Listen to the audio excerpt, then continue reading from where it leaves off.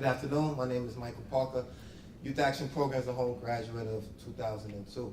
So to be quite honest, Alexandria, I didn't believe in Congress or government, period, before I met your father. And this was the time before he said he was going to run for president, but he might have had one officer with him, and he came to East Harlem, and we saw this humongous, tall, white guy in our community. And unlike most of our young people in the program, we thought that he was just going to come and say a couple of good words and leave.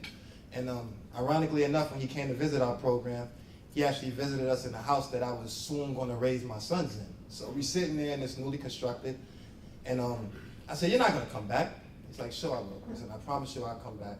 I said, "Well, if you come back, you got my vote, and we got the vote. Everybody in East Harlem vote." And sure enough, he came back.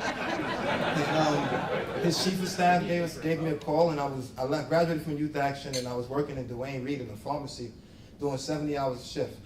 And his chief of staff said, "Would you like to come to the Marriott to speak for Senator Kerry?" And I said, "Sure." But she said, "You have to come at 8 o'clock. And I was working, it was 5 o'clock. So I asked my boss, "Can I go?" And my boss said, "If you go, you don't have a job." So literally I had to make a decision of, do I go and represent somebody that spoke so highly of my friends and leave my job? And I left. And I went to the Marriott, got my first suit from my YouthBuild's director. Maurice Good gave me a tie, and my first gold tie. And I took the train with $4 in nickels in my pocket, in my suit pocket. That's all I had. And I remember going through Secret Service, and they tell you empty your change and empty everything you got in your pocket. And all I had was a bunch of nickels in my pocket. And I'm sitting there in this VIP section, and I said my speech, and I said what I felt from the heart. And the next day I come back to the program, and they're like, "You were all over the news," and Senator Kerry's staff spoke to me. So to speed up, one other time I went to an event, and he's there with Hillary Clinton and a bunch of important people. And I said, "Can you do me a favor? Today's my grandmother's birthday, and I'm supposed to be with my grandmother."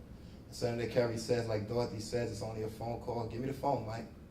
And he talks to my grandma for about 7 minutes, wishing her a happy birthday and how much of a good person I am. And for that alone, my grandmother said, "I don't care what I do. If I never vote again, I'm voting for that man." So that's really it. So I appreciate it.